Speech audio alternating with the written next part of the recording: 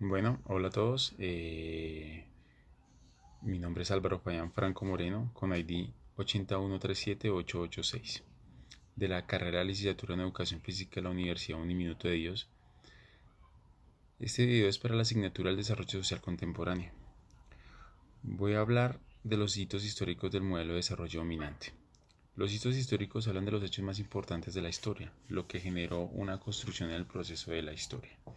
El primer hito histórico es en el siglo XVI, la época del descubrimiento. Los países dominantes clasifican a los inferiores como periferias, países de menor categoría o los menos evolucionados. Los países grandes se denominan centros y metrópolis. Aquí empieza la división de los pobres y ricos.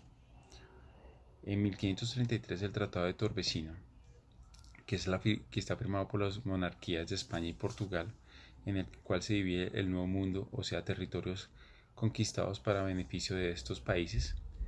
Aquí se origina el capitalismo y explotación de las periferias. Aquí ocurrirá una situación en los países de la periferia. Ellos tenían que exportar sus recursos naturales hacia los países potencia y ellos cogían esos recursos y los industrializaban, los enviaban de regreso a las periferias y los obligaban a comprar de nuevo en un mayor precio. El segundo hito histórico es en el siglo XIX. Inician las primeras repúblicas liberales donde las clases dominantes tenían muchas condiciones beneficiosas y obligaban a las razas inferiores como indios y negros y mestizos a trabajos muy forzosos para el beneficio de estos países potencia. En 1919, el fin de la Primera Guerra Mundial llevó a que se hiciera un pacto de equilibrio de poderes entre las potencias vencedoras que se conoció como el Tratado de Versalles, que trataba de destruir tierras y destruir colonias por el mundo buscando la explotación de los países débiles. Eh, Tercer hito histórico. Esto ocurre en la Segunda Guerra Mundial. Eh, los europeos pierden el poder y Estados Unidos y la Unión Soviética se levantan como nuevas potencias. Uno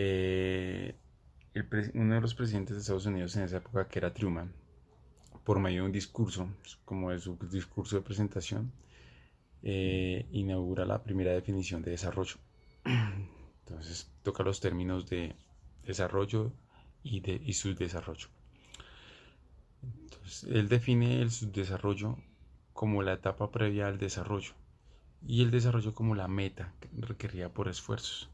Buscaba implementar que los países menos avanzados alcanzaran un nivel económico como el del occidente. En 1960 llega la teoría del despegue, que es como la forma de modernizar a los países menos favorecidos o los países pobres. Entonces busca que toda sociedad, todo país de nivel económico bajo pase por unas etapas para que llegue un buen desarrollo de esta economía. Entonces pasa por unos pasos como son el social tradicional, la precondición para el despegue, para el crecimiento y el despegue como tal. Entonces él define el despegue como la modernización. Entonces ese señor se llama Roston, que genera una posición de él que elaboró un camino para los países atrasados como generan unos beneficios de aportes económicos y tecnológicos para que puedan levantarse y desarrollarse de una forma mucho más eficiente. Entonces tendrían que cumplir pues también con unos parámetros agrícolas, una existencia de mercados y una estabilidad política. Esos eran los tres requisitos que exigían para que pudieran tener ese beneficio económico y esos aportes tecnológicos que les iba a brindar esta potencia como Estados Unidos. Bueno, ahí aquí ya se ven las evidencias que desbaratan la creencia. Entonces, pues vemos que comenzamos a ver que esta estructura capitalista, esta estructura de comprar y vender, de consumo constante, no ha beneficiado en todo el proceso del tiempo a los países pobres. Se genera antes una brecha más alta entre diferencias de pobreza. Entonces, según aquí, según pues lo que se nota por todos los años que ha pasado, desde el siglo XVIII hasta la actualidad, la brecha se nota más, es mucho más alta. es mucho más notoria. En el siglo XVIII era de 1 a 2, en el siglo XIX de 1 a 5 y en el siglo XX de 1 a 15. Ya hasta y en 1980 es de 1 a 45. Entonces aquí ya se desbarata, ¿verdad?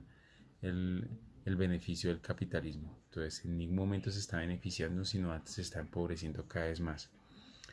Con unas formas estratégicas donde supuestamente la ayuda que se les está generando a los países pobres es para que ellos crezcan, pero lo que estamos viendo es que siguen y siguen estando mucho más pobres.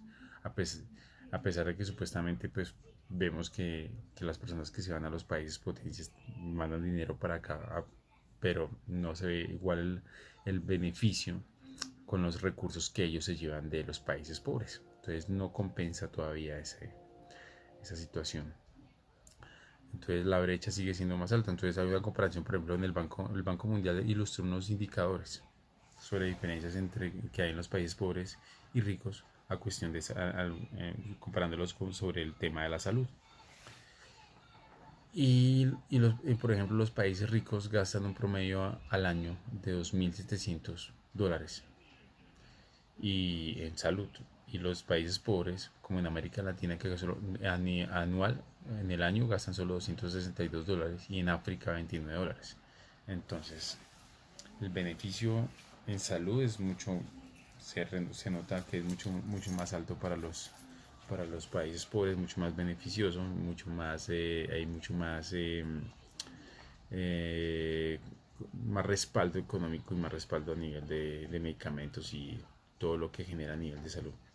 En cambio, los países pobres seguimos en esa lucha de sobrevivir y pues eso hace que también, que si no tenemos esos beneficios que tienen ellos, pues vemos que también se va a manifestar entre personas que tienen bajos recursos donde van a tener problemas para curarse o para obtener ciertos medicamentos para poder sobrevivir y vivir de una forma mucho más humana. Entonces, en conclusión, podemos ver que las cosas no están saliendo bien, que vamos cada vez peor, que todo ha sido como una farsa que nos han montado por ser los países pues, menos desarrollados desde principios de historia, donde con nosotros han hecho es traernos un espejo y sacar nuestros recursos y actualmente sigue pasando. Nosotros somos los indios que nos dejamos convencer con alguna cosa que no conocemos y se nos llevan los recursos no, y nos damos cuenta mucho después por la ignorancia que nos intentan meter por ese juego o ese rol del capitalismo que supuestamente nos está ayudando a mejorar económicamente y a crecer como país. Y vemos que la deuda externa y todas estas ayudas que nos están dando crece más para beneficio de los países potencia. Los sacerdotes en esa época fue lo mejor, el beneficio el mejor beneficio que se le pudo dar y dar a entender que la iglesia no solamente tiene que limitarse a estar en las iglesias, sino que tiene que ir a los sitios donde más los necesitan, brindar ese servicio, ir como misioneros y generar salidas y a pesar de que que no puedan llegar pues con con las ayudas necesarias, pero sin darles a entender a la gente que está en esas condiciones, tratar de salir y buscar otras soluciones, a pesar de que no cuenten con la economía suficiente y no encuentren con el respaldo suficiente. Pienso que actualmente las iglesias están participando más en esos lugares, están dando muchos más beneficios, pero quería que ser con más poder, porque lastimosamente los países menos beneficiados y más, digamos, colocando un ejemplo acá en Colombia, donde pues los recursos pueden entrar más a la capital o a las ciudades principales, pero digamos en otros lugares como La Guajira, donde los recursos no llegan, donde no hay una evidencia donde hay una evidencia que el gobierno llegue allá y ayude a cubrir esas necesidades de necesidades a nivel educativo, a nivel de pobreza, a nivel de todo. Entonces es donde necesitamos que de verdad participe mucho más la iglesia. Y eso es lo que se consiguió con esas encíclicas, gracias a los recorridos que hicieron los papas. Entonces, esa sería mi reflexión sobre las encíclicas papales. Gracias, hasta luego.